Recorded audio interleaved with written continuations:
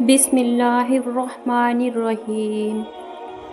ایک لڑکی کی قبر میں کیوں عذاب آیا؟ کیوں اس کے دہیج کا سارا سامان اس کی قبر کے ساتھ رکھا گیا؟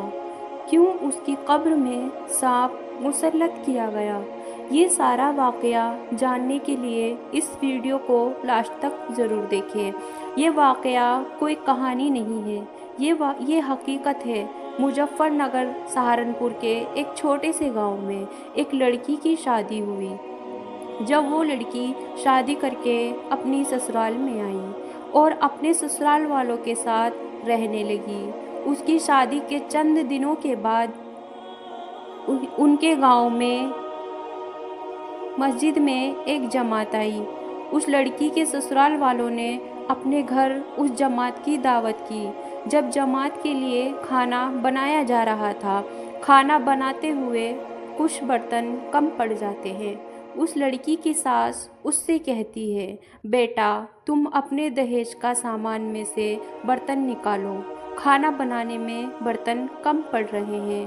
وہ لڑکی کہتی ہے، میرے دہیج کا سامان نیا ہے، میرے برتن خراب ہو جائیں گے، میں برتن نہیں نکالوں گی۔ اس لڑکی کی ساس کہتی ہے، تم مرنے کے بعد کیا برتنوں کو اپنی چھاتی پر لے کر جاؤ گی؟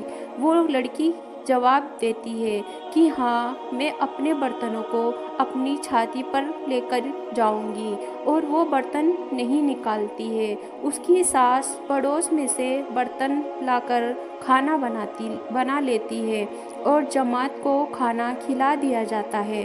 چند مہینے ایسے ہی گزر جاتے ہیں اور چند مہینوں کے بعد اس لڑکی کا انتقال ہو جاتا ہے۔ اس لڑکی کے مرنے کے بعد اس کے سسرال والے اس کو دفنانے کا انتظام کرتے ہیں۔ جب اس لڑکی کا جنازہ تیار کر دیا جاتا ہے تو سب لوگ مل کر جنازے کو اٹھانے جاتے ہیں۔ جب سب اس کے جنازے کو اٹھاتے ہیں، جنازہ نہیں اٹھتا ہے۔ یہ دیکھ کر سب لوگ حیران ہو جاتے ہیں اور ایک دوسرے سے کہتے ہیں کہ ایسا کیوں ہو رہا ہے؟ آخر اس لڑکی کا جنازہ کیوں نہیں اٹھ رہا ہے؟ بہت کوشش کرنے کے بعد اس کا جنازہ نہیں اٹھ پاتا ہے۔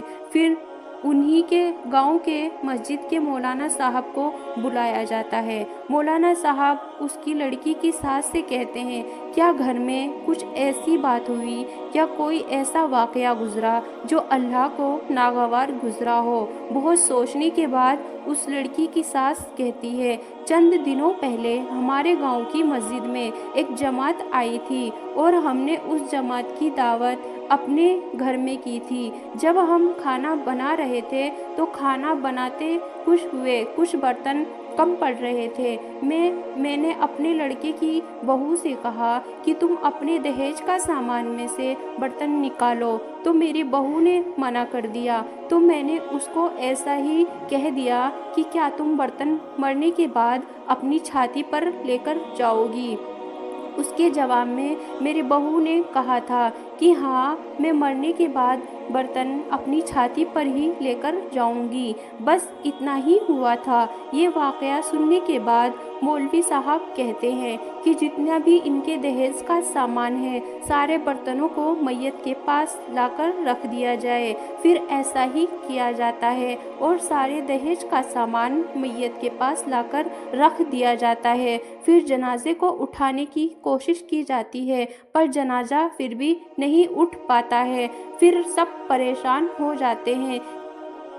پھر مولوی صاحب کہتے ہیں کہ کیا کوئی ایسا سامان رہ گیا ہے جو ان کے دہیج کے سامان میں سے ہو؟ ادھر ادھر دیکھنے کے بعد اس لڑکی کی ساس کہتی ہے کہ ہاں، اس کے دہیج کی ایک پٹری رہ گئی ہے جو چولہے کے پاس رکھی ہے۔ مولوی صاحب کہتے ہیں کہ وہ پٹری بھی لا کر اس کے دہیج کے سامان کے ساتھ رکھ دی جائے۔ جب وہ پٹری بھی دہیج کے سامان میں رکھ دی جاتی ہے، پھر جنازے کو اٹھایا جاتا ہے اور جنازہ اٹھ جاتا ہے۔ پورے دہیج کے سامان کے ساتھ اس جنازے کو قبرستان میں لے جایا جاتا ہے اور اس لڑکی کو دفنا دیا جاتا ہے، اور دہیج کا سارا سامان اس کی قبر کے پاس ہی رکھ دیا جاتا ہے۔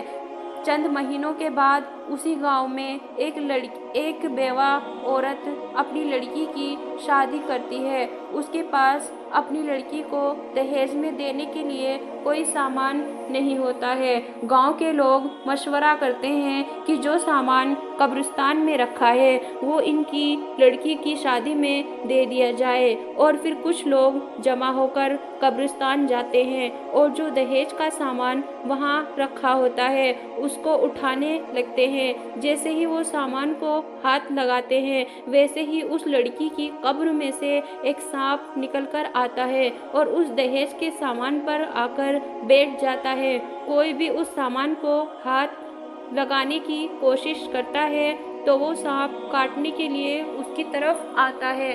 फिर सब लोग डर कर आ जाते हैं।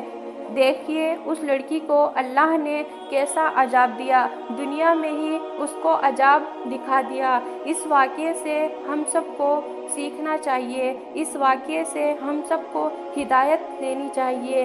कभी भी अपने मुंह से ऐसी कोई बात ना निकालें जो आखिरत में हमारे लिए अजाब का बाइस बने। अल्लाह हम सबको नेक आमाल करने की तौफीक अता फरमाए, आमीन। दोस्तों, अगर ये वीडियो आपको थोड़ी सी भी अच्छी लगी हो तो इस वीडियो को लाइक और चैनल को सब्सक्राइब जरूर करें। इस वीडियो को बनाने में बहुत मेहनत लगी है। अल्लाह हाफिज़।